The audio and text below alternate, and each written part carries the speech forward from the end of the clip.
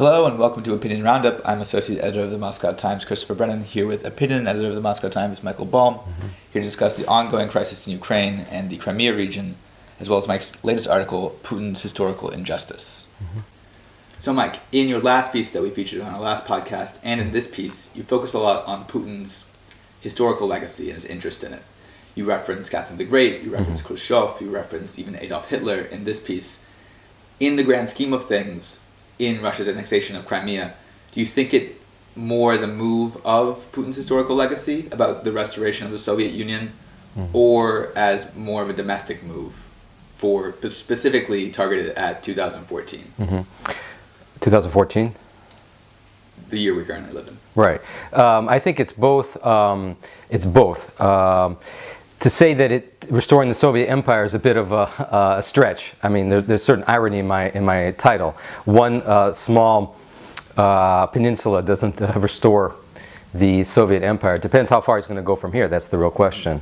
If the next step is eastern parts of Ukraine, that's more of the Soviet Empire. But clearly he wants a legacy, and this was part of the legacy. He's returned what Catherine the Great acquired. Historic, sacred Russian land. It's very popular with the Russians. So he kills two birds with one stone. Two really big birds, and it's his legacy, and it's incredibly popular. There's very few Russians that don't support. It doesn't matter. The ends justify the means. Of course, Russians know that it was done in a blitzkrieg. It was done not so legally, but who cares? It was done. A lot of people are kind of pointing to this as standing up to the West, doing something that Western countries, perhaps the United States, is thought of to have done in Iraq and the Iraq War. But, I mean, going forward from here, everyone's interested in what happens in eastern Ukraine. I mean, the differentiation between Putin as kind of this rational actor thinking about domestic politics as well, and as someone who, as Merkel said, kind of lost touch with reality, has a lot to say with what happens in terms of whether there are possibly Russian troops going over the Ukrainian border. Right. What do you see happening from here? I think in the end, I mean, that's why all the analogies with Hitler don't work. I mean, Putin is clearly not Hitler. I mean, there's certain historical analogies with annexation and with some of the reasons, some of the pretexts, but clearly he's not Hitler in the sense of psychologically. He's not going. I think he knows where to stop, and that's I think he knows that he'll pretty much get away with Crimea. If he goes further, it'll be, we're not talking sanctions, we're talking, potentially NATO involvement. So he's a very good chess player, and I think he played this particular move excellently, but I think he knows where to stop. So in terms of people kind of supporting Crimea as well, I mean, many Russian friends I have think of Crimea as still part of Russia. Do you view kind of this move as, what does it spring from in terms of the support? I mean, a lot of people alive today were born in the Soviet Union, kind of experienced this idea of the Soviet Union as a world power. Right.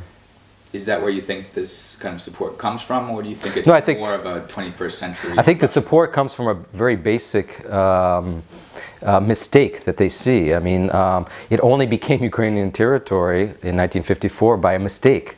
By an internal administrative move by Khrushchev. So most Russians are against the entire word annexation. Annexation implies a forceful seizing of something that's not yours. For Russians, it's returning what is rightfully Russian. So, I mean, RT, the state-run English news channel of the Kremlin, has used the word reunification. And I mean, people make passing references to different analogies, whether it's South Ossetia or the Sudetenland. What do you think is the best historical analogy if we're talking about this moment in terms of history for Crimea? I mean, I think the Austrian annexation has some validity only because Russia signed an agreement. I mean, if in 1994 to respect Ukrainians' borders within the current framework, which means including Crimea. If Putin is set on redefining these agreements and calling in the name of correcting historical injustices, it opens up a huge Pandora's box. I mean, who's next? The borders have changed so many times through wars and through revolution. The only way to solve solve these problems is by agreements, which Russians signed in 1994. If that is being relooked in terms of correcting historical injustice, what's the next one? Poland is going to say, well, Lvov is ours. Germany is going to say Kaliningrad is ours. Do you see kind of this idea of ethnic disputes and just taking land? No, I don't see it happening. I'm just saying that is the inherent danger in redrawing borders. That's why it opens up a Pandora's box. That's why the world is up in arms.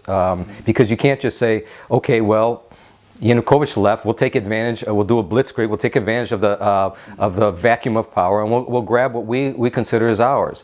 That's not the way the world order works. There's the UN, which Russia supposedly respects as the only organ that can institution that can approve of foreign intervention, and that's the way if any country can say, well, we feel that it's a historical injustice and we're going to do whatever we want, then the whole foundation, the post-World War II foundation of global stability and security doesn't work. I suppose we'll see how the way the world works changes in the coming days and the coming weeks. And we'll see you next time on Opinion Roundup. Thank you.